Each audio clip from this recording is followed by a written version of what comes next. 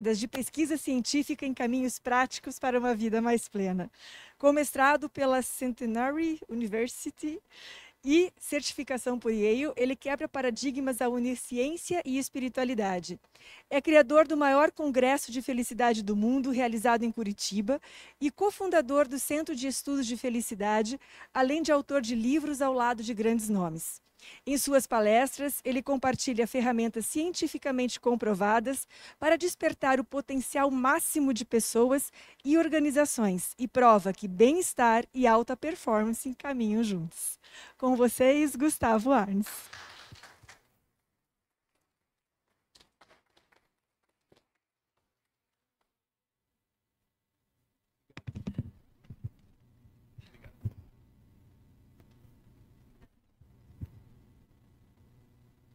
Boa tarde, gente.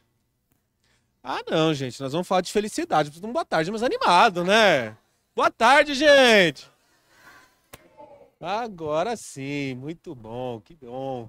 Estava ouvindo aqui o Dr. Tiago falando sobre a temperatura do chimarrão e eu não pude lembrar, não pude deixar de lembrar do meu avô, né? Minha família vem aqui de Forquilinha, né? Uma parte dela, e ali perto de Criciúma.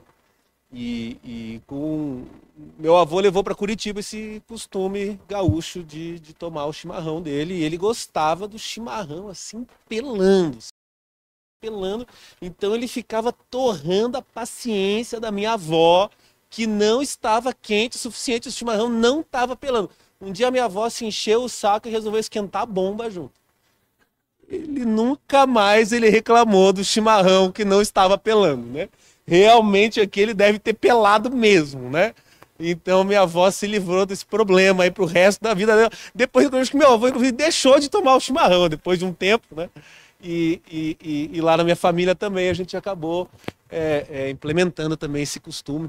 É uma alegria poder estar aqui. Estou hoje num dia muito especial, celebrando o aniversário da minha esposa. Nós já fomos aí almoçar.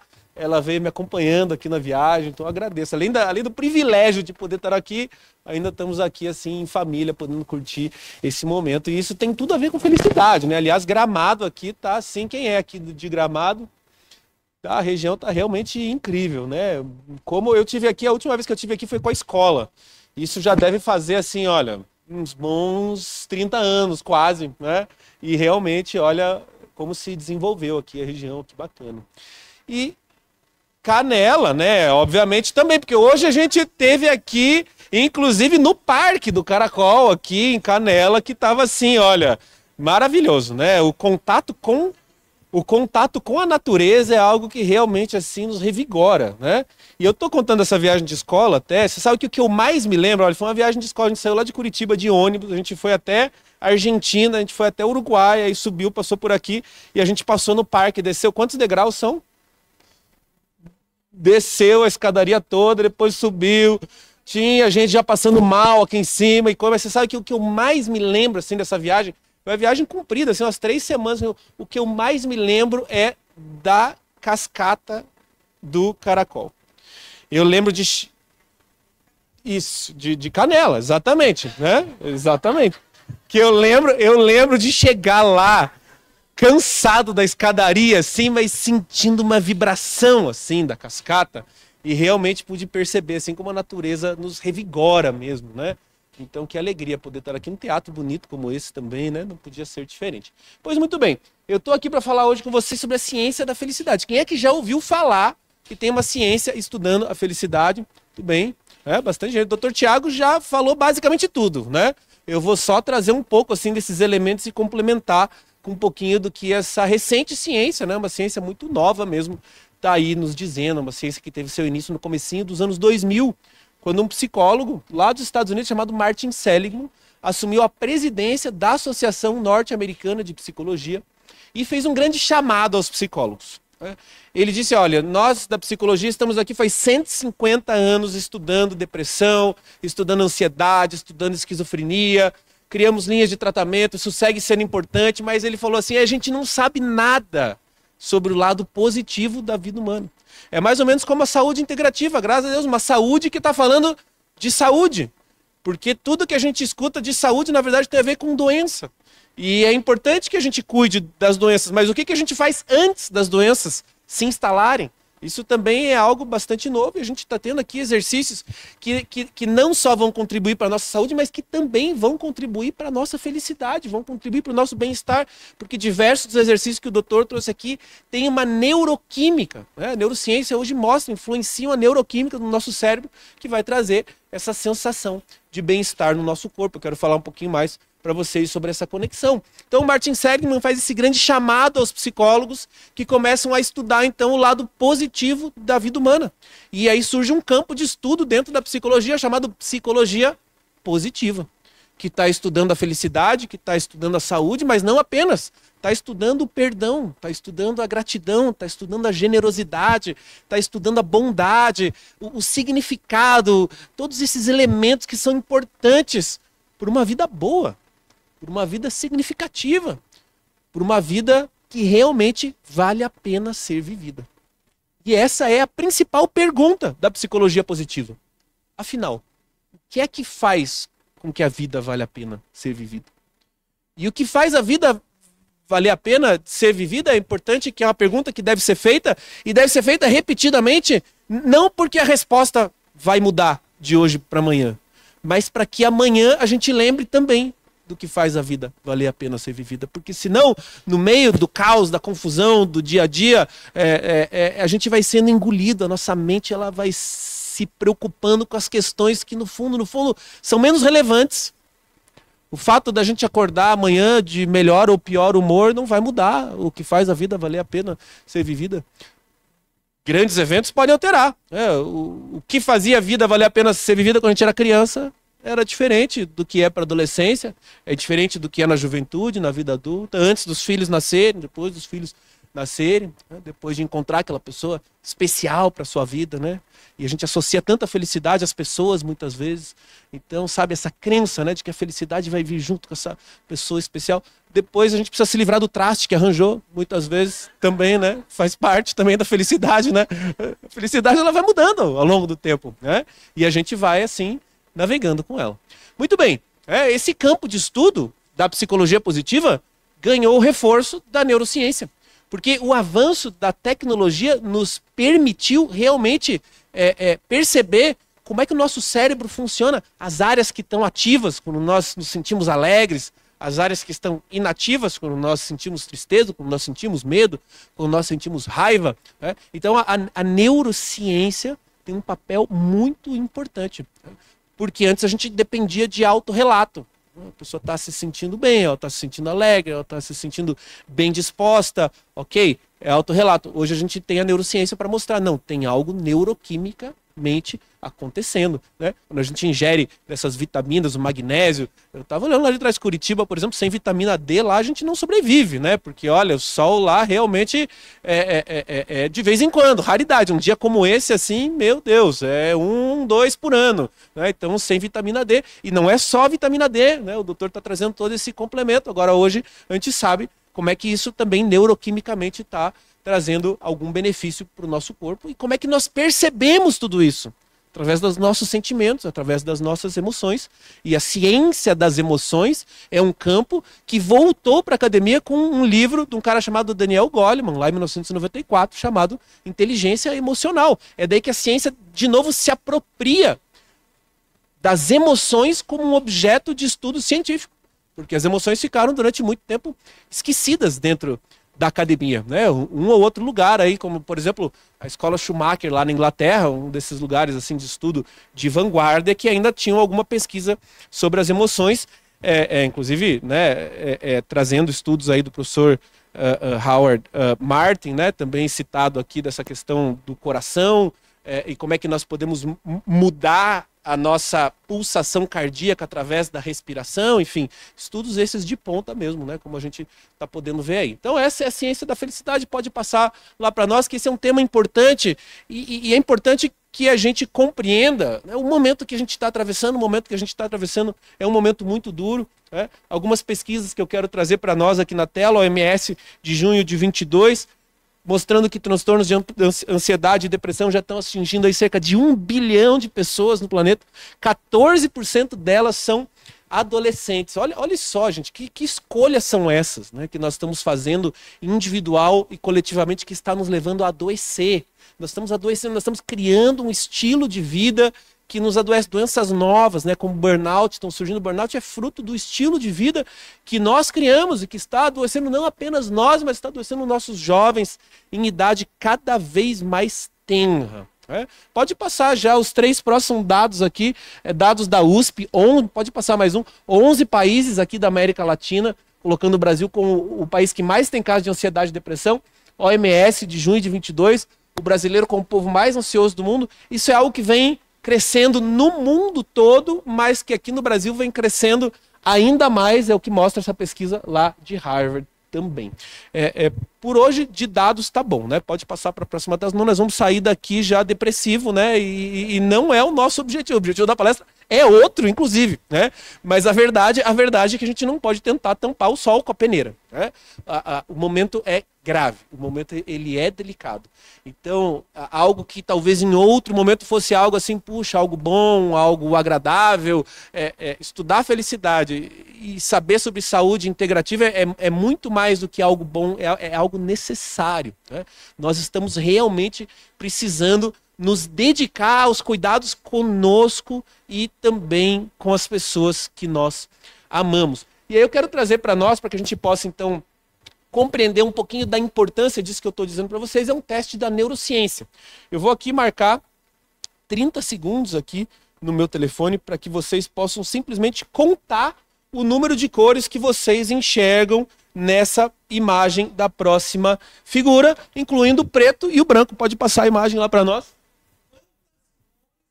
Você consegue enxergar, incluindo o preto e o branco. Tempos atrás eu tive aí com o pessoal da arquitetura do bem-estar.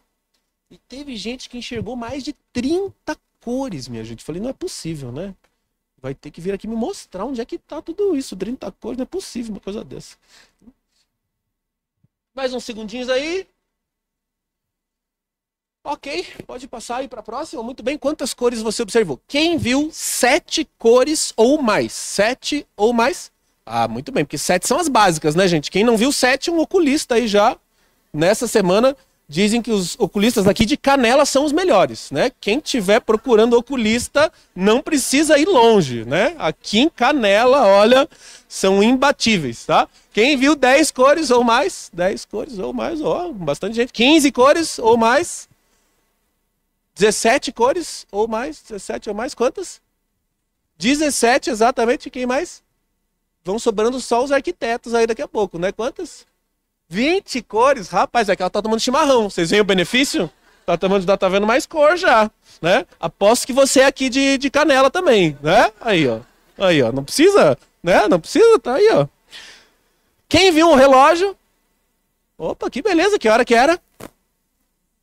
Ah, eu sempre escuto uma... Você tá perguntando quantas cores tem, que agora você quer saber que horas são, né? Pergunta direito, o que você quer saber. Gente, olha só o que a neurociência está nos dizendo. A neurociência está falando sobre a importância das perguntas. A pergunta que te é feita captura toda a sua atenção. E é como se a gente ficasse cego pro resto. Como se não, que o teste mostra, a gente fica cego. O relógio era grande ou pequeno? Grande, o ponteiro era grande também, gente, vou te dizer, né? Mas vocês foram, a maioria das pessoas nem vê relógio. Relógio? Né? Não, eu vi umas 15 cores, né? Olha só então, gente, a pergunta que você faz, ela delimita o que você enxerga. Que perguntas você tem se feito? Porque as perguntas que você faz para você mesmo estão delimitando a realidade que você está enxergando. Que perguntas você faz para os seus filhos em casa? Que perguntas você faz para os seus filhos em casa? Sabe, a criança está fazendo bagunça, né? O pai fica nervoso e grita assim, mas meu Deus do céu, qual que é o problema com você? O que a criança começa a se perguntar? Qual o problema com ela? Enquanto ela está só sendo criança, qual é o papel da criança? Fazer bagunça, a criança fazendo bagunça. Nada mais saudável, não é verdade? Nós, enquanto adultos, né, apressados, ansiosos, a gente vai tolhendo muitas vezes, né, a liberdade das nossas crianças. A gente precisa tomar cuidado com as perguntas que a gente faz para os nossos filhos. As perguntas que nós fazemos para os nossos colegas de trabalho. Quem é líder dentro das organizações, as perguntas que você está fazendo para os seus colaboradores, essas perguntas estão delimitando a realidade que nós estamos enxergando. E a ciência está nos dizendo que a felicidade é uma forma de nós também enxergarmos a realidade, é um óculos que nós podemos vestir. Isso não quer dizer que a gente vai varrer os problemas para debaixo do tapete, né? Muito pelo contrário, mas que nós vamos nutrindo um estado interno no qual a nossa possibilidade de resolver os desafios, os problemas que surgem, que são naturais da nossa vida, é completamente diferente. Pode passar lá para nós, porque então eu quero falar um pouquinho sobre essa ciência da felicidade. Pode passar para o próximo também, que tem aí o professor Richard Davidson, neurocientista, passou décadas estudando o cérebro humano, e ele com a sua equipe fizeram essa afirmação que mudou completamente a forma como a ciência compreende a felicidade. O professor Richard Davidson afirmou que a felicidade é uma habilidade. Se é uma habilidade, quer dizer que ela pode ser praticada, cultivada, desenvolvida. Quer dizer que ela pode ser aprendida, né? Nós precisamos passar por um processo educacional para compreendermos o que é saúde e como é que nós podemos cuidar dela, para nós compreendermos o que são emoções e como é que nós podemos fazer uma boa gestão, mas para que nós possamos também compreender o que é felicidade, como é que nós podemos realmente construir mais bem-estar nos nossos dias. Pode passar para o próximo, professora Sônia Lyubomirsky, da Universidade do Sul da Califórnia. Ela nos lembra, gente, uma habilidade, né? Ok, que bom, uma habilidade, pode ser aprendida, cultivada, desenvolvida, mas não é tão simples, né? Desenvolver uma habilidade requer tempo, requer esforço, energia, paciência. Aprender uma outra língua, por exemplo, quem vai estudar inglês, quem vai estudar espanhol, são anos de estudo, a gente não aprende uma língua, uma cultura de um dia para o outro. Aprender a tocar um instrumento musical, aprender uma nova receita na cozinha, o que quer que se queira aprender, mesmo que você seja aqui de Canela, né? O seu aprendizado certamente vai ser mais fácil do que, né, dos vizinhos aqui perto, não vou nem citar o nome, né? Mas ainda assim, né, ainda assim vai demandar tempo, esforço, energia, paciência. Pode passar lá para o próximo. Então, tem um aspecto que eu quero trabalhar aqui com vocês hoje, que é o da felicidade individual subjetiva. Como é que eu percebo o meu bem-estar e o que é que eu posso fazer para cuidar da minha própria felicidade e, claro, ajudar as pessoas à minha volta. Mas a ciência percebeu que sozinhos nós não vamos muito longe. Não dá para ignorar os nossos vizinhos tantos assim, né? Porque a nossa felicidade individual ela é limitada. Ela é impactada pelas pessoas à nossa volta. Você pode estar bem, você pode estar cuidando da sua saúde, você pode estar lá investigando os seus telômeros, você pode estar lá tomando sua magnésia, né? Mas se tem alguém na sua família que não está passando bem, que não está num bom momento, isso vai impactar você emocionalmente, né? Aí a sua família está bem, você chega no trabalho, aquele Deus nos acuda, né, minha gente? Aí até o seu trabalho está bem, dia outro, a gente vai sair lá fora e vai ser impactado pela nossa realidade, como ela é e como ela está, né? Guerras ao redor do mundo, mazelas sociais, tarifas, ou seja, o nosso próximo passo de felicidade, ele é coletivo. Só seremos mais felizes quando formos capazes de construir uma sociedade mais justa, mais pacífica, colaborativa, inclusiva, socialmente responsável.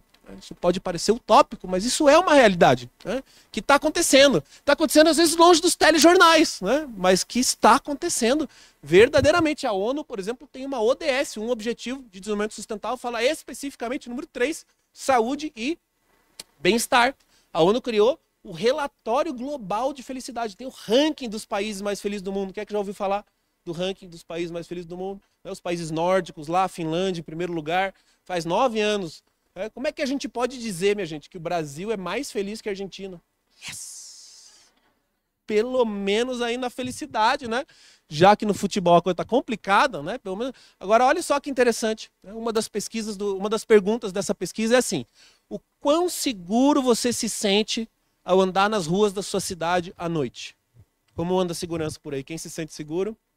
Muito bom, que beleza, puxa, ótimo, né? Porque eu percebo assim, né, lógico, nas grandes cidades não vou nem dizer, né, que nas grandes cidades a coisa anda complicada, mas o que me surpreende, né, sendo lá de Curitiba, que é um lugar onde em geral também as pessoas também têm se sentido bastante inseguras, né, apesar de ser uma das capitais mais seguras do Brasil, ainda assim, né, em cidades muito pequenas do interior eu tenho percebido relatos das pessoas se sentindo muito inseguras, né? Mas você sabe que aqui na região, realmente, por onde eu andei, inclusive o pessoal do Uber, dos táxis, táxi que me levou comentava sobre a segurança, né? E gente do Brasil inteiro mesmo, né? Morando aqui na região e inclusive dizendo que vieram muitos por conta aqui da segurança da região. Olha o impacto que tem, né? A gente se sentir seguro. Tem gente que muda de país, vai embora, deixa tudo para trás, deixa família, deixa cultura, deixa cargo, carreira, emprego, só pensando na sua segurança, né? Então, graças a dados como esses que vêm sendo levantados pela ONU, alguns países começaram a tomar medidas, né? São chamadas políticas públicas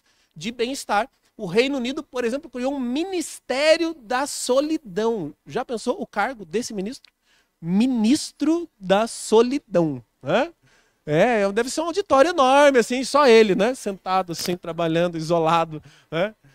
É uma pasta que tinha o cuidado específico, né, de cuidar da solidão na terceira idade, em especial, que é um dos produtos do nosso estilo de vida. Produzir solidão, muitas vezes, nesse momento da vida, o que leva a um adoecimento. Hoje as pesquisas mostram que a solidão mata mais que doenças cardíacas, mata mais que doenças pulmonares. Deu tão certo que o Japão copiou em 2020 essa iniciativa, criou também o seu Ministério da Solidão. Lá na Nova Zelândia, ali em cima, grande ex-primeira-ministra Jacinda Ardern, uma líder aí muito à frente do seu tempo, criou inclusive um orçamento para isso.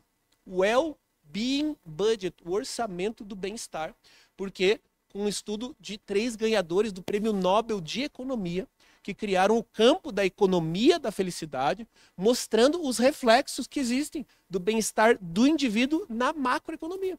É uma economia para os cofres públicos. As pessoas nesse estado interno positivo tendem a cuidar melhor da sua saúde, por exemplo. Isso vai representar uma economia futura nos cofres públicos. Tendem a se expor menos a comportamento de risco, né? Cigarro, bebida. Hoje em dia está quase uma roleta russa, né? Tomar alguma coisa aí, é melhor tomar mate mesmo, né? Usam mais cinto de segurança, as pesquisas mostram. Olha só que interessante, né? Até onde vai as pesquisas de bem-estar. Pode passar aí para o próximo, então, alguns dados para que a gente possa compreender como é que o tema vem sendo pesquisado ao redor do mundo. Pois bem, se nós queremos ser mais felizes, nós vamos ter que endereçar essa pergunta. O que é felicidade?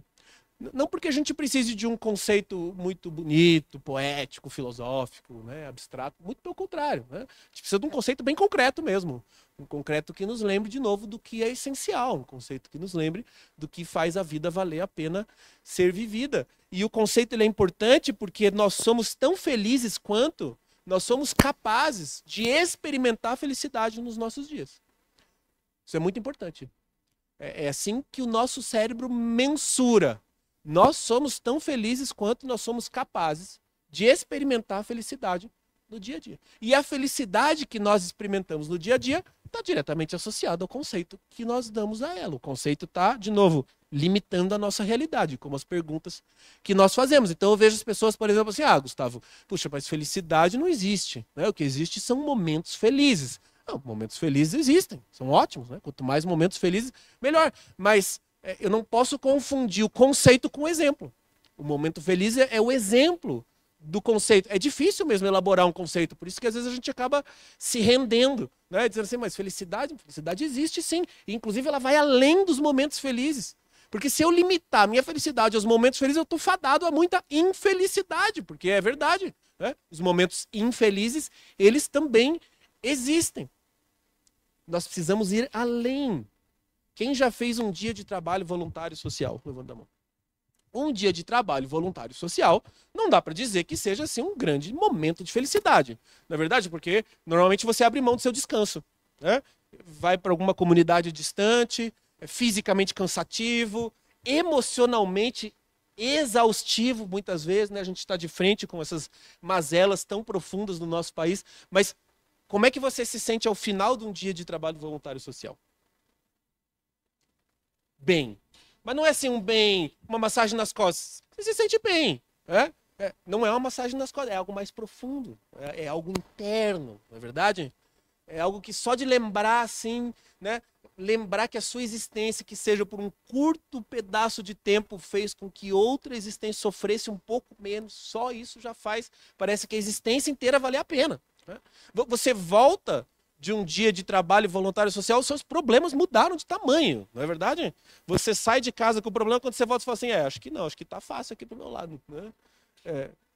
A gente enxerga a realidade com outros olhos. É isso que eu estou falando, sobre um outro olhar que pode ser cultivado através desses hábitos. Quem é que já teve assim, um grande privilégio de socorrer um amigo passando por um momento difícil? Sabe, um amigo seu chorando, te liga, sabe, passando assim pela pior crise, você vai lá conversar com ele, chora junto com seu amigo, empresta o seu ombro, volta para casa molhada, a camiseta, e aí você volta para casa pensando assim, cara, tem um amigo. Que bom que ele sabe que ele pode contar comigo, mesmo, estou aqui para você. De verdade, você sabe que ele vai estar lá para você também. Não é necessariamente um momento feliz, na verdade, é um momento que você passa aí horas chorando com seu amigo.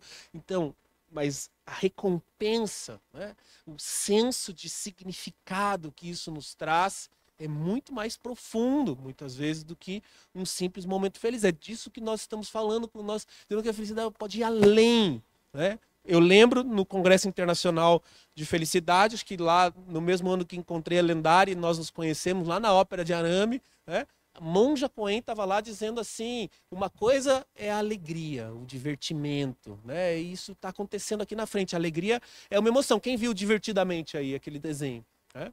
O Divertidamente tem lá alegria, não é verdade? Uma emoção. Não tem felicidade lá. Por quê? Porque felicidade não é uma emoção.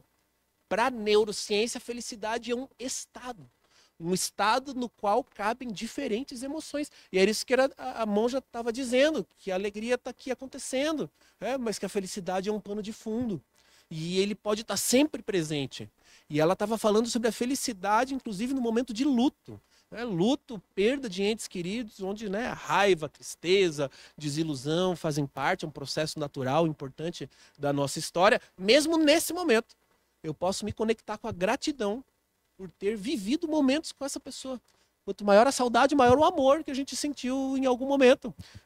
E que isso também faz a vida valer a pena ser vivida de maneira muito profunda. Ou seja, a felicidade está aqui, às vezes, nesse pano de fundo da nossa existência. Pode passar lá para o próximo, para nós, porque eu quero trazer 2 conceitos aqui para nós hoje, além de 2 exercícios. O primeiro conceito, a professora Sônia Lyubomirsky, que fala na experiência de alegria, felicidade enquanto experiência de alegria, contentamento ou bem-estar positivo, combinada com a sensação de que a vida é boa, significativa e vale a pena. Esse é um dos conceitos mais bem aceitos dentro da psicologia positiva, e ele é um conceito importante porque ele faz um resgate filosófico. Aristóteles dizia que a felicidade existem 2 camadas: a felicidade hedônica, do hedonismo, dos prazeres, a felicidade da experiência de alegria, que é uma felicidade externa, e ele falava da felicidade eudaimônica, felicidade interna, que independe de qualquer coisa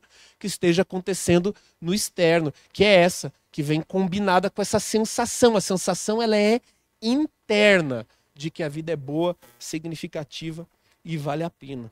Então, a experiência de alegria, ela pode ser grande ou pequena. Ela pode ser material ou imaterial, ela pode ser uma grande promoção no seu trabalho, ela pode ser uma mudança de cidade, ela pode ser um objeto que você por um tempo quis comprar. Sabe quando você está com o celular bem já antigo, assim, você tenta tirar uma foto, ele já não cabe mais foto, você tem que ficar apagando, aí a hora que você vê já passou aquela paisagem bonita, o momento já era, aí você perdeu, você apaga um aplicativo, aí era um negócio que você precisava, não está lá mais, aí você troca de celular. Compra um celular que funciona, tem memória, tira foto, tem aplicativo, uma alegria, na verdade. Mas como qualquer alegria dessa experiência externa, ela dura pouco. Ela é passageira, a gente vive um pico de lua de mel e daqui a pouco essa alegria passa. Pode ser até o nascimento de um filho, né? O nascimento de um filho é algo maravilhoso, até que ele chega à adolescência, a gente quer devolver, né? Mas aí já não dá fazer o quê? Né? Então a gente continua com o adolescente, daqui a pouco uma experiência de alegria. Então algo externo, né? Como nós estamos vendo aqui, e a sensação então é essa interna. E nós precisamos desses 2 elementos. Porque senão muitas vezes a gente está assim naquilo que a gente construiu enquanto esse momento externo, que a gente depositou inclusive muita esperança da nossa alegria, e que a gente acaba encontrando um vazio interno muitas vezes.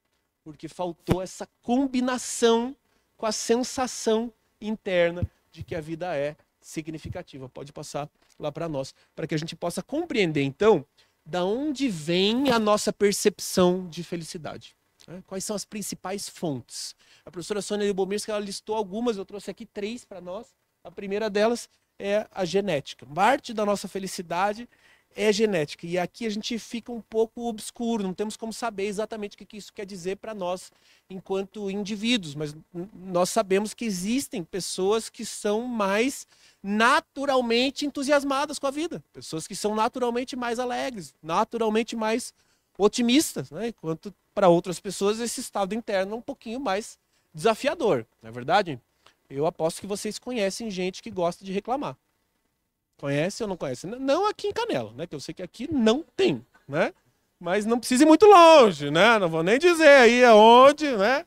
Que a gente vai encontrar gente reclamando. Mas tem então, não é só em Curitiba, né? Pois olha só que coisa. Eu estava vindo para cá, a gente estava, né? Como disse, aniversário da minha esposa, e a gente estava lembrando, né? De um casal de amigos que a gente aí tentou uma época fazer uma ligação, né? Não deu muito certo, né? Eu já vou explicar para vocês, depois que eu parei para pensar, realmente assim, foi das melhores ideias que a gente teve, né? Eu tenho um amigo de infância, né? Chamado Roberto, né? E o Roberto, ele é famoso no nosso grupo, porque assim, não importa o que esteja acontecendo, o Roberto arranja um motivo para reclamar. E assim, ele é desde criança. Eu lembro, passeio de escola, saí criança com 6, 7 anos. Passeio de escola é só alegria, né, gente? Que criança de 7 anos, não importa, a gente ia lá para o Museu do Egito, ver múmias. Gente, criança de 7 anos, uma alegria sem fim, está lá com seus amigos de escola, passeando. O Roberto olhava e dizia assim, suja isso aqui, né? Que criança que ele repara, né? A gente voltava para o ônibus, aquela algazarra, o professor mandando fazer bagunça, o Roberto entrava e falava assim, nossa, mas esse ônibus da escola aqui também já tem tempinho, né? Esse é o Roberto, né? Ele cresceu, adolescente, né? Faculdade, ele segue meu amigo, ele segue sendo essa figura, né? E a minha esposa tem uma prima, a família dela, chamada Josiane, que também famosa, né, na família, pelos mesmos motivos, né? A Josiane também reclama bastante, não importa o que esteja acontecendo. E a gente lá pelos tantos achou assim, olha, quem sabe não forma um bom casal, né? Pois é, gente. Então, a gente na época, a gente realmente achou que seria uma boa ideia, né? Hoje eu conto essa história, as pessoas dão risada, eu falo, mas eu não sei, a gente realmente, né? Fizemos um jantar lá em casa, né? Liguei pro meu amigo, ligou pra prima dela, cozinhei, tivemos uma noite incrivelmente até bem agradável. Dia seguinte, ligo pro Roberto, falo, cara, e aí? Né? Ele reclama de umas 2, 3 coisas, óbvio, né? Eu até ignoro, que o jantar foi na minha casa, eu que cozinhei, gente, né? Então, não vou ouvir o que ele estava dizendo. E aí, o que você achou da Josiane? Simpática, querida, mas reclama ela, né? Não tem espelho em casa, né? Incrível, essas são as condições genéticas. Os nossos comportamentos, para nós, eles são inconscientes.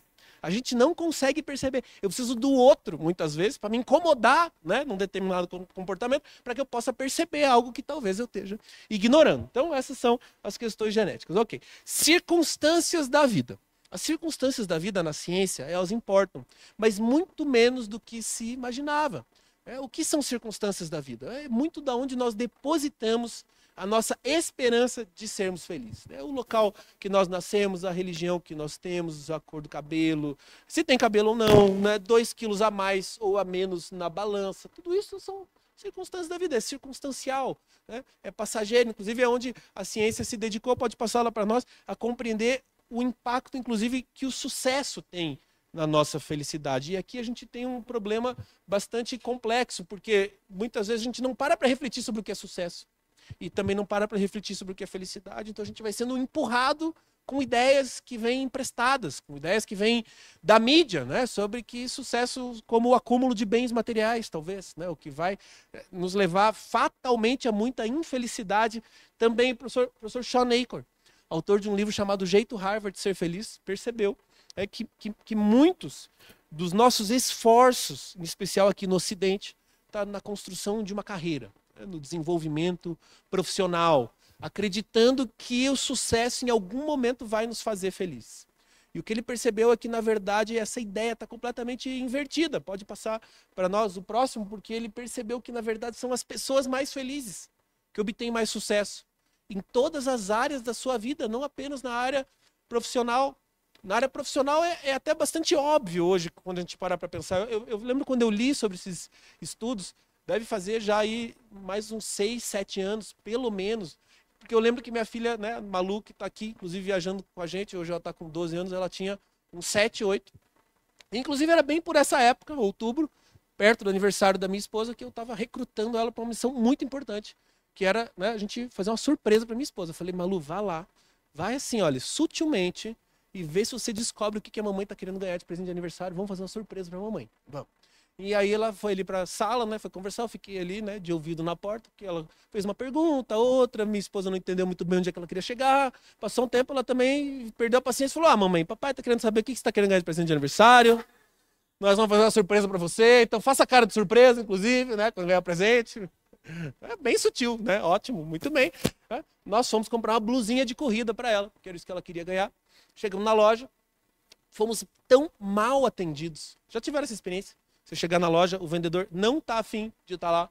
Olha, falei, quer saber, vou comprar a blusa numa outra loja. Né? Porque o oposto também é verdade.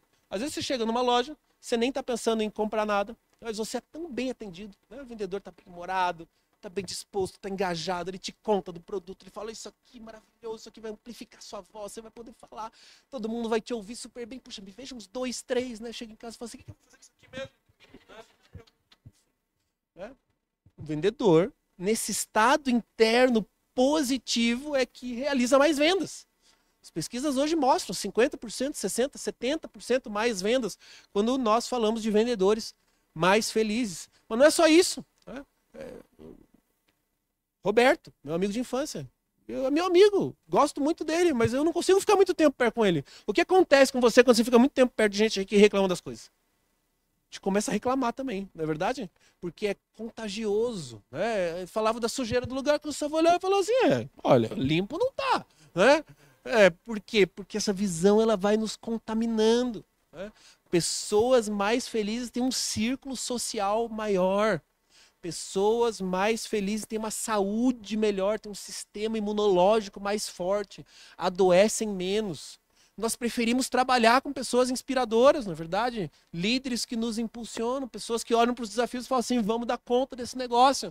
Porque os desafios chegam, naturalmente, a vida inteira, um depois do outro. Não tem sossego na vida, não é verdade? A gente fica esperando que as coisas lá fora estejam otimamente bem para a gente ser felizes. Olha, não vai chegar nunca esse momento, talvez. Nossa felicidade não pode depender de fatores externos. Então, o que as pesquisas vêm mostrando é que quando nós somos capazes de nutrir esse estado interno mais positivo, nós somos capazes de encontrar mais sucesso em todas as áreas da nossa vida. Mas então, pois bem, de que sucesso é esse que nós estamos falando?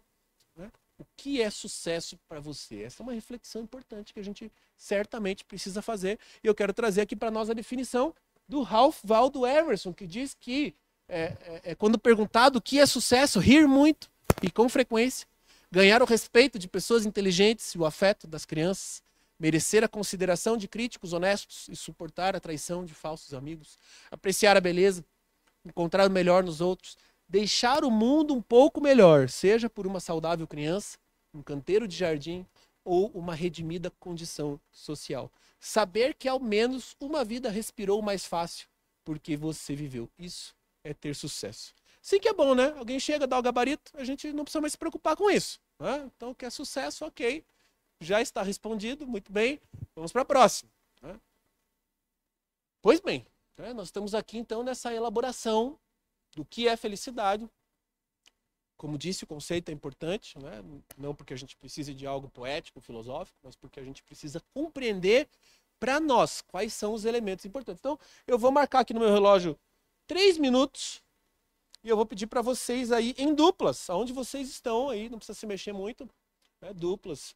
Lá em Curitiba a gente gosta de dupla de 2 mesmo, né? Mas assim, às vezes vai fazer uma dupla de 3, tá? Vou aceitar, né?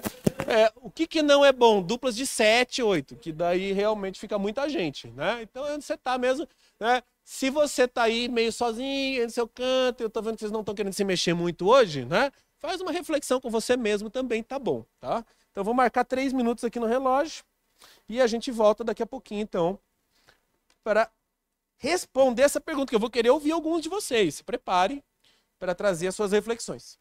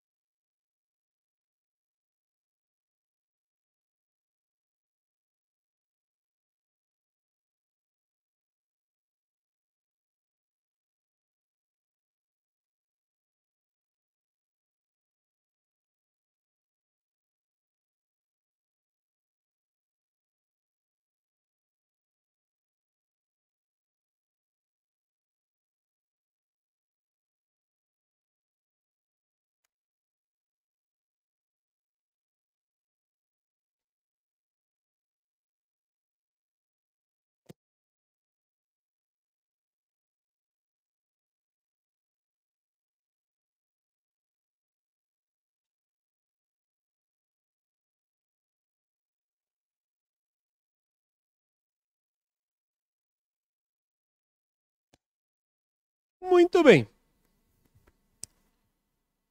Então vou querer ouvir alguns de vocês. O que é felicidade para você? Conta para mim, né? Assim, basicamente aí quais são os elementos importantes que surgiu aí nas suas conversas. Quem quiser comentar, levanta a mão que eu vou levar aí o microfone. Tudo bem. Um de cada vez, né, gente? Vamos devagar, com calma aqui. Tudo bem. Fala seu nome, pode trazer o seu conselho. Eu me chamo Cristiana.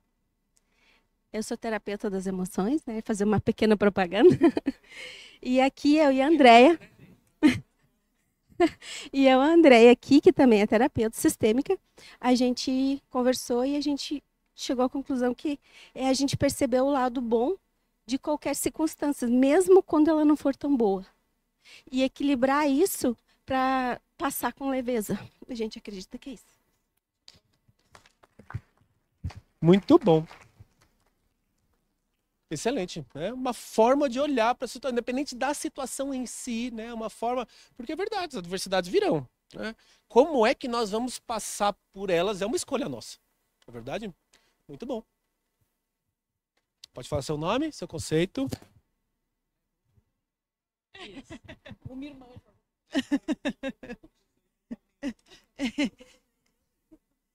Bom, gente, boa tarde para todos. Eu sou Ana Rita, Bibiana, Dani, e eu sou filósofa clínica também. Então, um dos fatores, eu acho que fundamentais, é singularizar a felicidade, né? Porque cada um de nós tem uma experiência de felicidade. E a gente encontrou coisas muito comuns, que começa por a gente colher do momento presente, né? O que ele tem a nos oferecer, o que tem a nos ensinar. Então, a postura aprendiz frente à vida, né? Cadê a nossa colinha, né? O que tu fez ali? A postura aprendiz frente à vida. Daí Estar presente, o estado de espírito, a harmonia que a gente consegue tirar do momento que a gente está vivendo, porque às vezes ele é perturbador, mas se a gente consegue se harmonizar com ele, e a postura na vida perante os desafios, né, que eles também vão existir. Pro trio, muito bem. Excelente, né? Como postura interna, o momento presente também tão importante. Ótimo. Quem mais? Quer falar um pouquinho sobre como foi a sua reflexão? Peraí que eu vou levar o microfone aí. Pode contar seu nome. Boa tarde, eu sou a Veridiana, aqui é a Carla, minha amiga do lado, e a Débora também.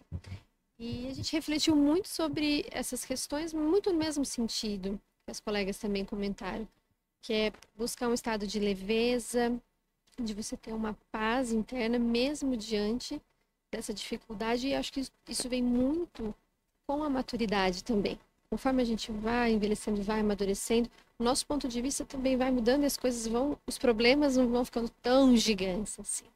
Então a maturidade traz essa leveza para a gente lidar mesmo com os desafios. Palmas. Ótimo. Estamos falando aqui de experiência, né? Estamos falando de maturidade, realmente importante para que a gente possa ir compreendendo essas camadas mais profundas de felicidade. Muito bom. Pode passar lá para o próximo, porque nós estamos então, né, bem diante disso que vocês estão trazendo enquanto conceito, né? A terceira e a principal fonte da nossa felicidade são as chamadas atividades intencionais. O que são atividades intencionais? São as nossas escolhas. É esse estado interno que nós somos capazes de nutrir a partir da nossa autorresponsabilidade. Essa é talvez a palavra-chave, né? E, de novo, mais uma grande transformação dentro dos estudos científicos do que é felicidade. É falar de autorresponsabilidade. A filosofia já falava disso, né, há bastante tempo, diversas linhas e tradições espirituais, a religião, mas hoje nós temos uma ciência dizendo que uma grande parte da nossa felicidade realmente está nas nossas mãos. E o que é autorresponsabilidade? Em primeiro lugar, parar de culpar o outro pela nossa infelicidade, né? O marido, o filho, a filha, o chefe, o presidente, a economia, quem quer que seja, né? Porque quando a gente culpa o outro, a gente delega. A gente coloca o poder nas mãos dele. Puxa, olha, se a minha filha estudasse matemática, minha vida seria um pouco mais fácil, né? Se o marido juntasse as coisas que estão em determinado lugar, se a esposa fizesse qualquer coisa diferente, mas o que é isso? Isso é uma fuga da nossa autorresponsabilidade, porque eu preciso ser capaz de fazer as minhas escolhas. E para isso eu preciso compreender pelo menos um pouco como é que o nosso cérebro funciona. E o que eu quero trazer aqui para nós é um viés muito específico que se torna um obstáculo muitas vezes a essa construção de felicidade, que é o viés da negatividade. Muito obrigado. O viés da negatividade não é nenhuma doença, né? O que é um viés? O viés é um óculos, né? Nós lemos a realidade através dos múltiplos vieses que estão operando ao mesmo tempo. O viés da negatividade é aquele que mostra que muitas vezes o que salta aos nossos olhos é muito mais o negativo do que o positivo. Para algumas pessoas esse viés é muito mais forte do que para outros. Eu dei o exemplo do meu amigo de infância, né, o Roberto, para quem o viés da negatividade é muito forte, mas todos nós somos impactados por esse viés. Como é que isso funciona? Vamos imaginar que vocês vão sair daqui hoje, vocês vão jantar num restaurante que vocês gostam bastante, vocês vão lá pedir uma massa, né, com aquele molho carbonara gostoso, uma lasanha com molho... qual que é aquele molho da carne moída mesmo? Nossa, lasanha bolonhesa, minha nossa, que delícia, né? Quem come carne vai pedir uma carne, vai vir lá no ponto bom. Quem não come carne pede umas verduras, uns legumes, uma salada gostosa. E você pede uma batatinha frita também. Batata frita, né, gente? É quase felicidade, né? Quando chega na mesa, a batata frita tá fria. Todo o resto tá ótimo. Batata frita tá fria. Você chega em casa, alguém pergunta como foi o jantar. Qual a primeira coisa que você vai lembrar? Da batata frita que tava fria. Esse é o viés da negatividade. Todo o resto tá ótimo. Mas a primeira coisa que você lembra é a negativa. Você vai pro seu trabalho, vamos dizer que você tem 50 coisas para fazer, hipoteticamente, 49 coisas você fez, saíram assim, como você gostaria, uma única coisa, não saiu bem como você queria, você chega em casa, a pessoa pergunta como foi o trabalho, você vai passar meia hora falando daquela única coisa que não saiu bem como você gostaria. Esse é o viés da negatividade. As pesquisas mostram que na nossa memória nós temos a tendência de lembrarmos mais das situações negativas do que das positivas. As situações positivas, para ser lembradas, elas vão ser extraordinárias. Aqueles grandes momentos da vida. De resto, o nosso cérebro classifica como algo normal. Como é que foi o dia? Se nada de ruim aconteceu, você diz, normal. E aí, aquele dia não entra na nossa conta quando nós pensamos em felicidade e bem-estar. Então nós precisamos fazer uma leitura da realidade que seja um pouco mais completa, um pouco mais abrangente. Como é que foi o jantar? Batata frita realmente não veio como eu gostaria, mas todo o resto, lasanha, bolonhesa, a carne que eu pedi, os legumes, como foi o seu dia de trabalho? Puxa, uma das coisas realmente não saiu como eu queria, mas todas as outras que eu fiz saíram e deu tudo certo, porque aí a gente vai se contando uma história que é uma história diferente. Quero fazer um exercício no final para ajudar a gente com esse ponto do viés da negatividade. Pois bem, então olha só, o que nós queremos?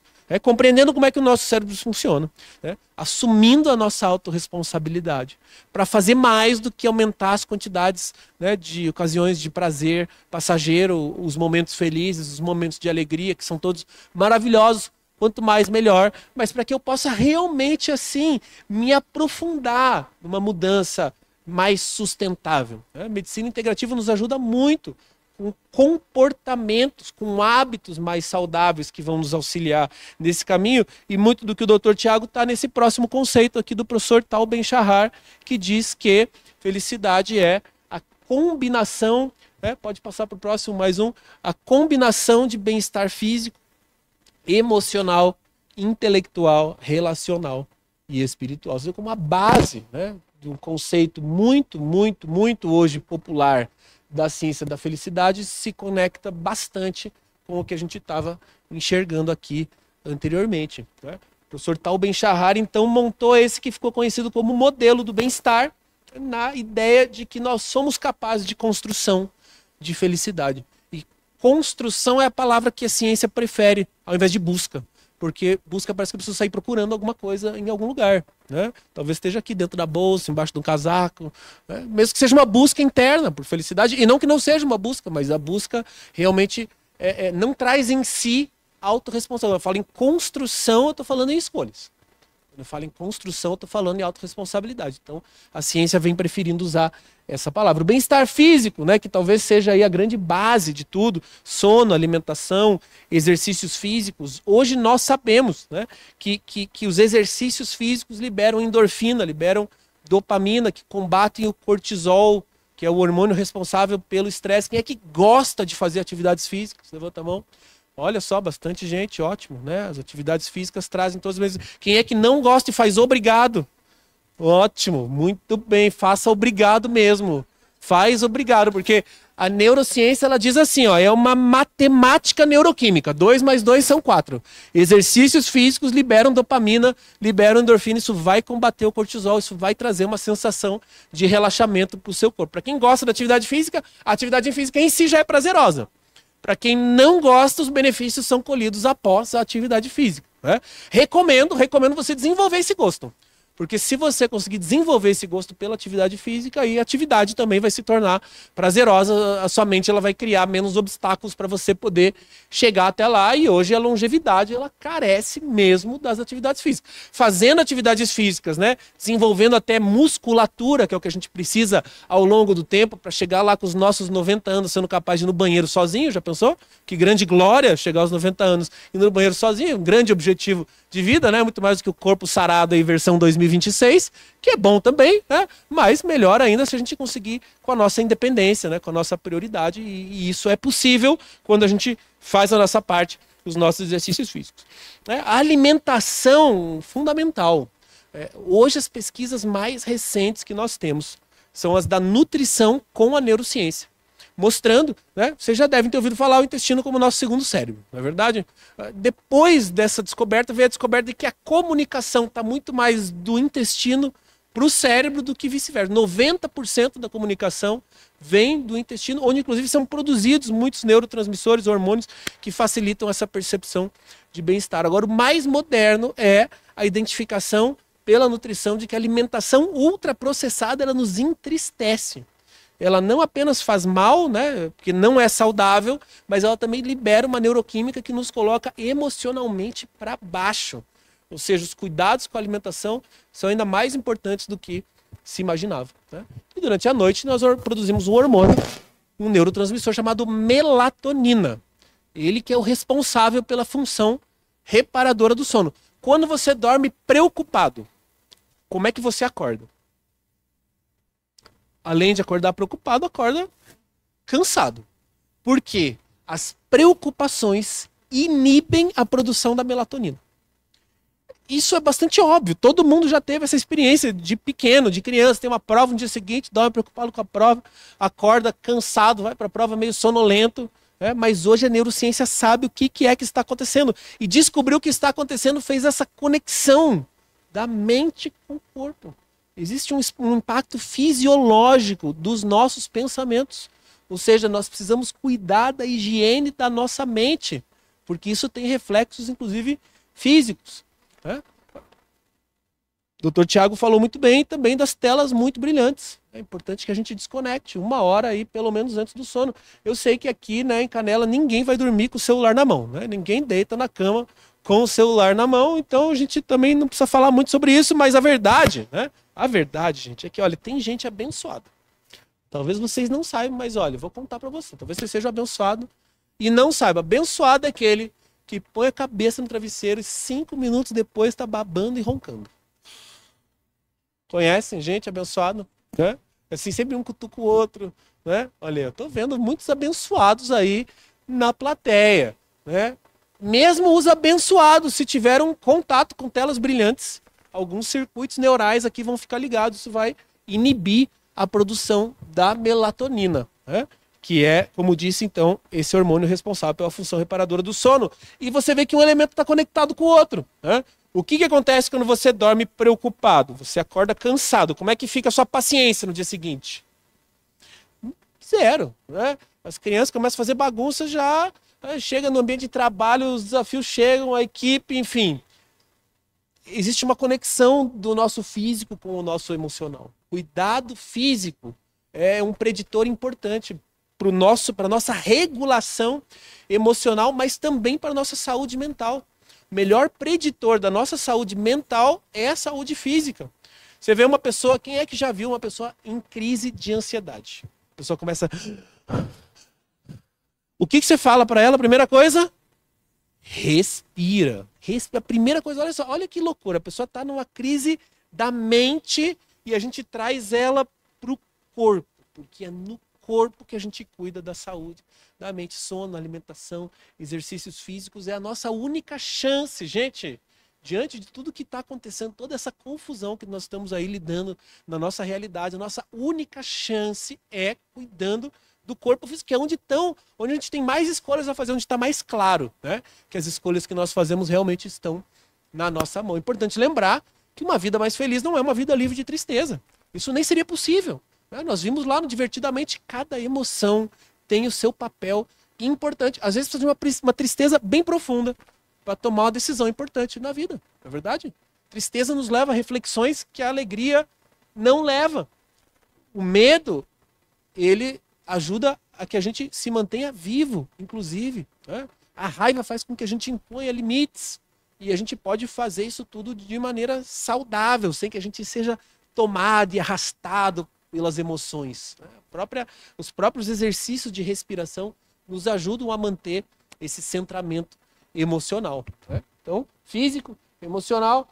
Para o professor Tal Ben-Shahar, a saúde da mente está no intelecto do físico com o intelectual. O intelectual é tudo que nós lemos, ouvimos, assistimos. O impacto do nosso intelecto, como disse, reverbera no nosso físico. Tempos atrás, fui visitar minha mãe já está aposentada. A gente mora aí uns 40 minutos de distância. Lá em Curitiba, isso com o trânsito bom, né? Quando o trânsito está bom, leva uns 40 minutos. Eu terminei uma reunião, estava lá perto da casa dela. Final de tarde, fui lá tomar um chá com a minha mãe. E aí cheguei lá, estava cuidando lá das coisas dela, no apartamento, com a televisão ligada, naqueles jornais da tarde, assim, sabe? Tipo, da Atena, assim, crime, tragédia, morte. Falei, mãe, pelo amor de Deus, desliga, tá pingando sangue da televisão, aquela coisa horrorosa, né? Falei, mãe, isso aí tem um impacto, não apenas, né? Ela não estava nem prestando atenção, sabe? Estava só com a TV ligada, mas aquilo lá vai poluindo o ambiente. Isso está influenciando a saúde do nosso intelecto. E a verdade é que nós estamos expostos a muita negatividade mesmo, né?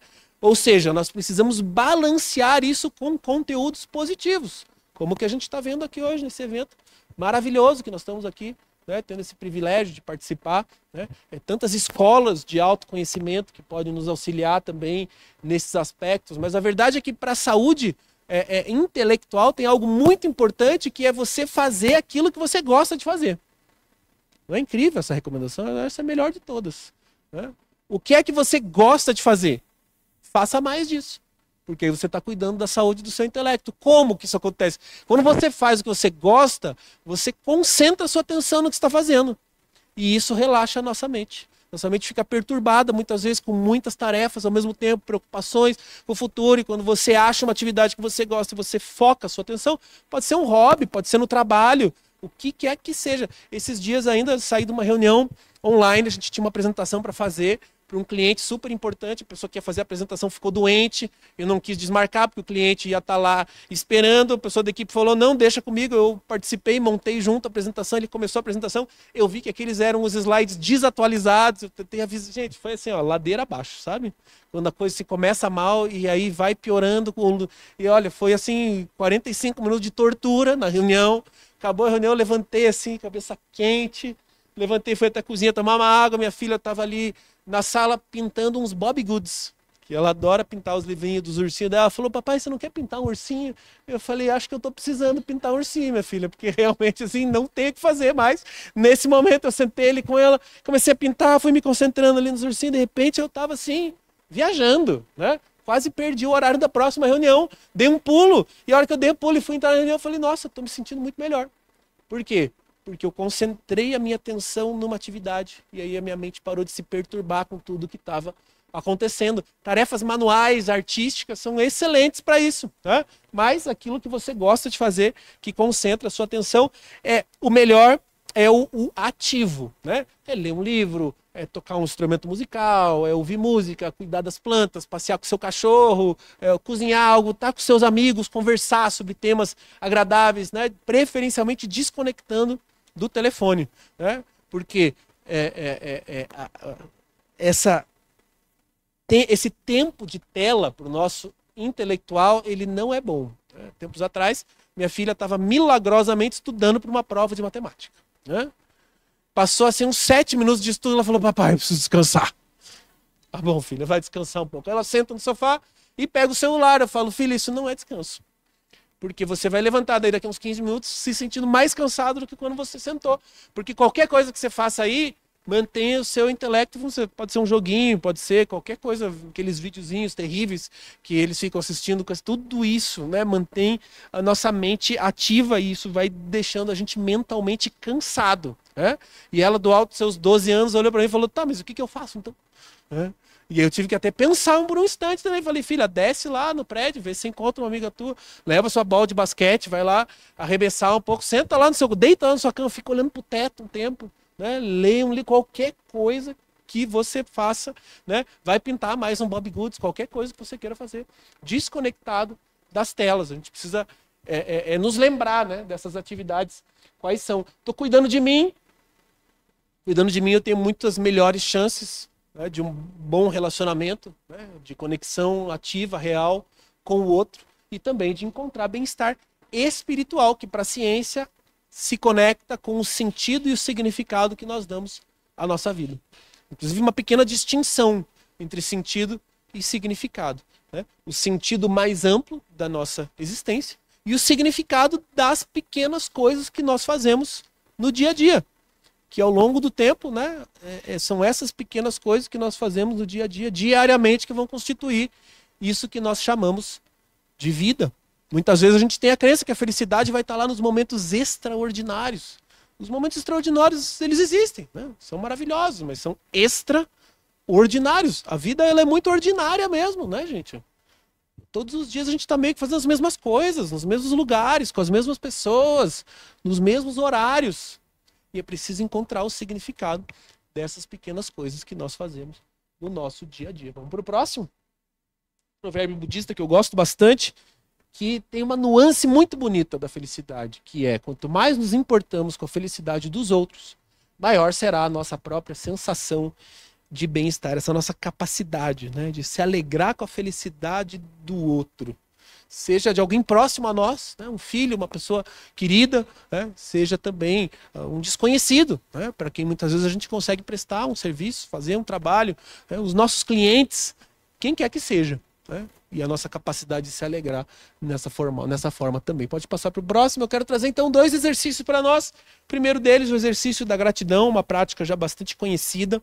A gratidão que é uma palavra que a gente foi ao longo do tempo estragando, né, gente? Puxa, hoje em dia, às vezes eu trago assim dentro das organizações a prática da gratidão, as pessoas já me olham com uma cara assim: Gustavo, você não estava me enganando. Eu sabia que você era daquela turminha da gratidão. As pessoas se derretem, né? E hoje a gratidão ela vem sendo pesquisada pela neurociência.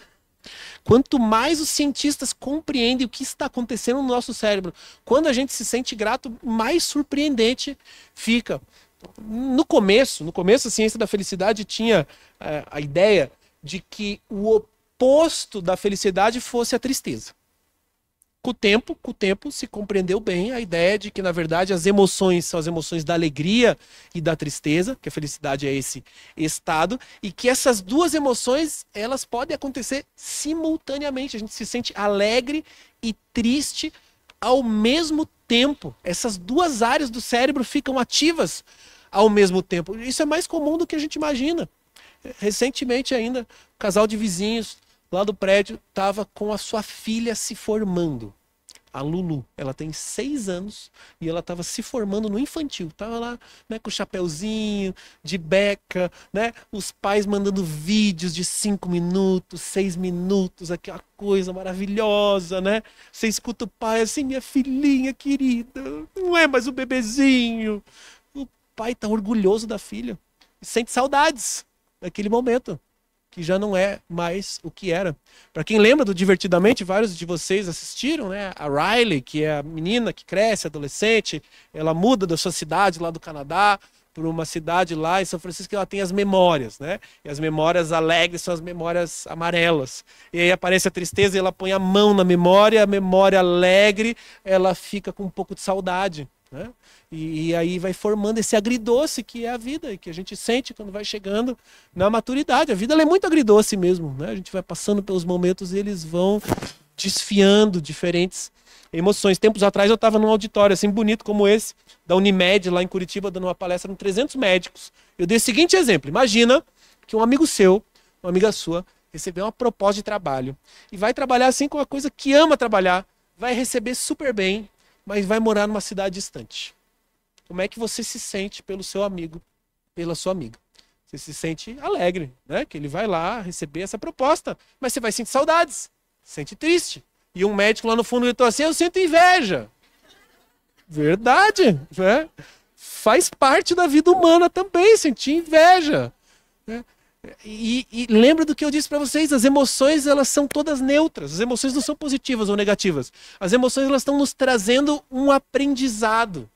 Mas como a gente não consegue aceitar o que a gente sente, por quê? Porque é natural sentir inveja. Até ele se justificou: não, é uma invejinha boa. Mas sim, uma inveja boa. Inveja boa para os amigos, né? E inveja ruim, assim, eu quero matar a pessoa mesmo. Não, a inveja não é boa nem ruim.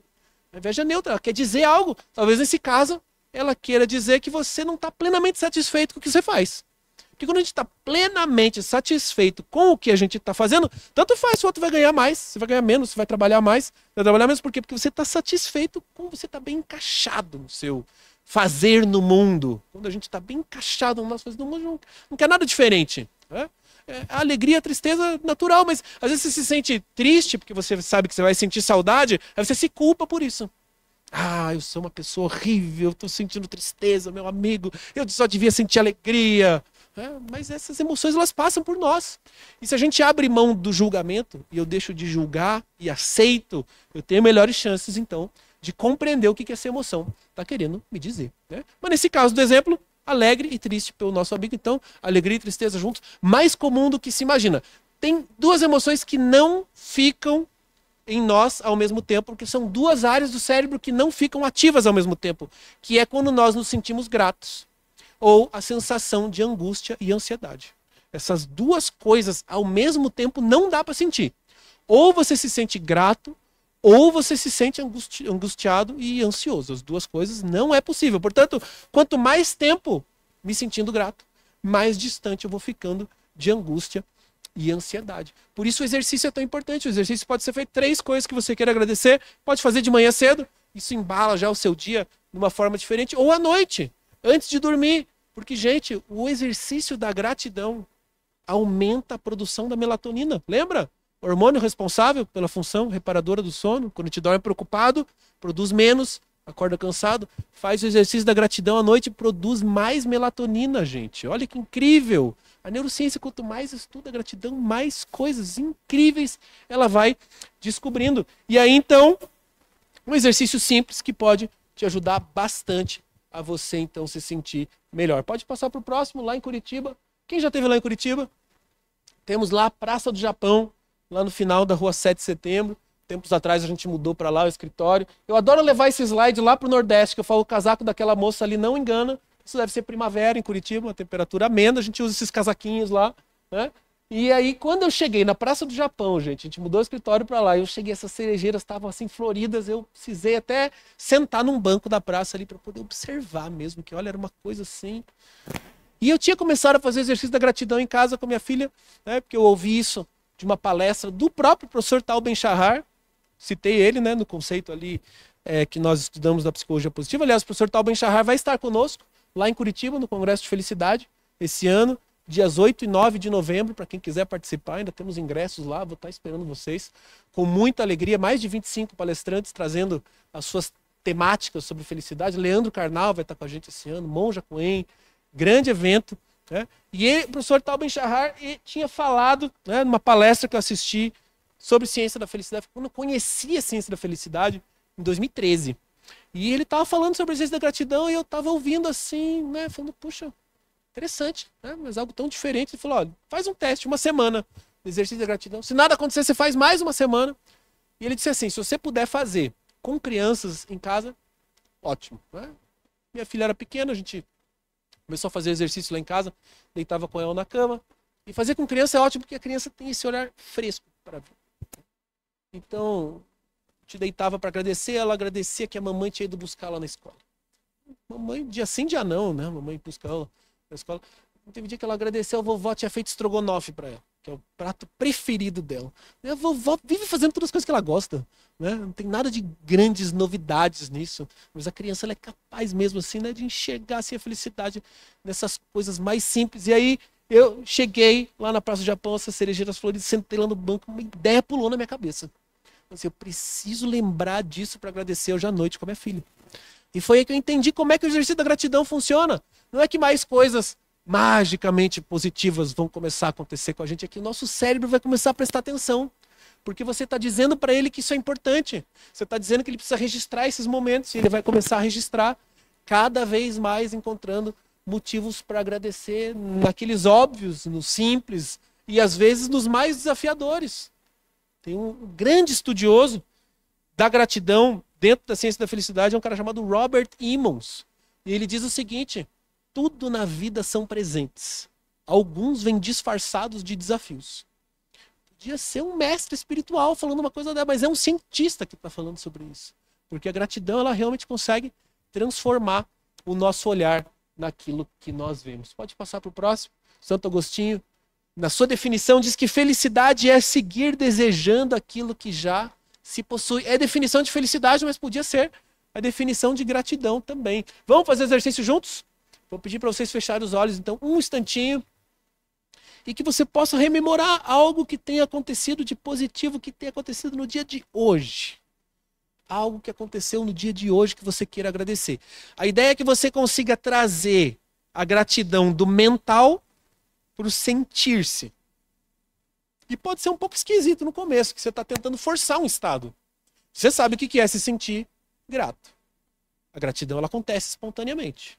O que nós queremos agora é produzir esse estado a partir de um momento que a gente tenha vivido. À medida que você vai entrando no momento e você vai tentando se lembrar como é que você sentiu, você vai trazendo essa sensação para o momento presente.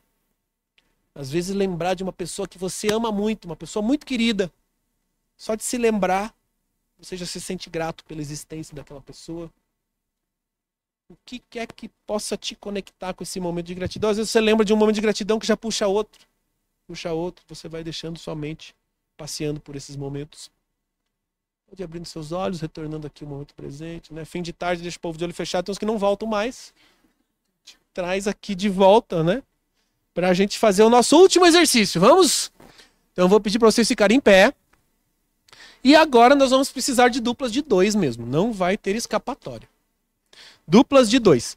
Quem tiver sozinho, levanta a mão que a gente vai encontrar. Ó, estamos com um trio aqui em cima. Pode? Muito bem. Levanta a mão que a gente encontra uma dupla aí para você onde você estiver. Ok? Ok, lá já se encontraram, muito bem. Então, nós temos um hormônio, um neurotransmissor, que é muito conhecido, né, como o hormônio do bem-estar, que é a ocitocina. Como é que libera a ocitocina? Passa o próximo slide lá para nós. Um abraço, minha gente. Capricha aí. Um abraço apertado para liberar a ocitocina.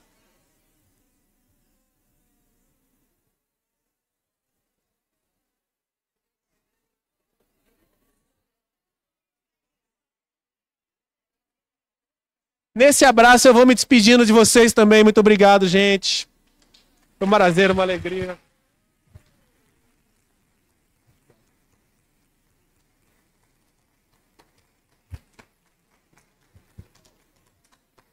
Muito, muito obrigado, gente. Que alegria poder estar aqui com vocês em Canela, né?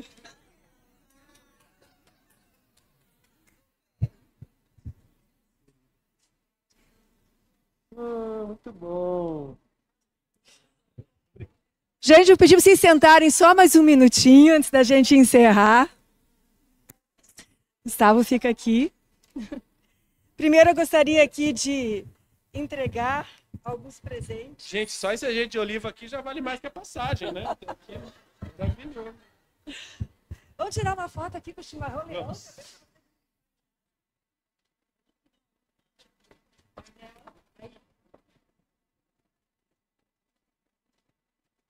Família Leão é lá do Paraná. É lá de Curitiba, onde tudo nasceu. Bom, atualmente, né? Aqui tem uma Só que garrafa, um chimarrão leão para você. E nós somos do Paraná, acostumados com mate tostado. Sim. Você foi no Parque do Caracol? Sim, sim. A minha loja lá. Então, eu lembrei, eu tive lá hoje, porque a gente descobriu aquele pêndulo. Aí minha filha ficou doida que queria ir lá. Eu falei, filha, eu preciso chegar numa palestra à tarde, mas deu tempo. Foi uma passada rápida. São presentes muito especiais. Mas você sabe, Gustavo, qual que é o melhor presente? Você sabe, gente, qual que é o melhor presente que a gente pode dar para o outro? O nosso tempo, a presença. Então, quero agradecer aqui ao Gustavo, ao Dr. Tiago, pelo tempo de vocês. Foi um presente para todos nós, sim ou sim?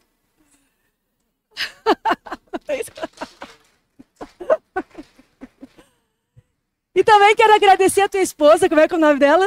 Daniele. A Daniele, por ter dado esse presente pra gente, né? No dia do aniversário, no aniversário dela, o Gustavo aqui com a gente. Gente, são os sims que nós damos em nossa vida que determinam a vida que nós vivemos. Então eu quero reconhecer, agradecer o sim do Gustavo, lá desde abril que a gente está conversando, né? Para estar aqui. O sim do Tiago, da Cris, por estarem aqui. Né? O sim da Leão, por nos proporcionar esse momento, né? Se não fosse vocês, a gente não estaria aqui. Então, muita gratidão. Vou pedir para a Luciana chegar aqui. Também só... Doutor Tiago, vem aqui você também um pouquinho para a gente tirar uma foto.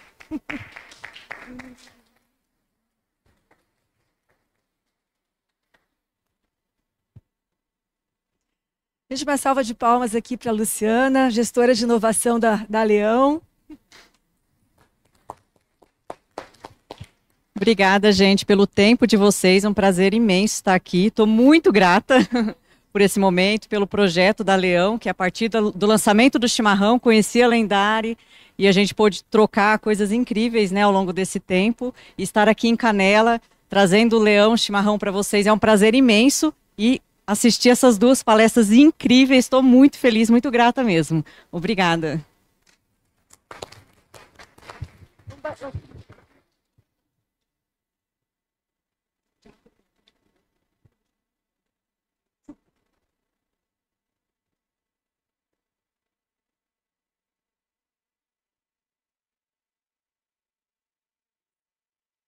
Amanda, coloca a música de novo, que todos nós possamos sair realmente reconhecendo esse sou feliz, alegre e forte, tenho amor e muita sorte, que possamos perceber as bênçãos na nossa vida. Existem muitas bênçãos percebidas e as não percebidas, né, Gustavo? Às vezes a gente tem que agradecer também aquelas bênçãos que nós não percebemos, mas que estão acontecendo na nossa vida. Gratidão e um até breve. E vamos sair, quem sabe, aí, né? Dançando um pouquinho, agradecendo a cada aqui agora que nós compartilhamos nesse espaço-tempo. Gente, gratidão.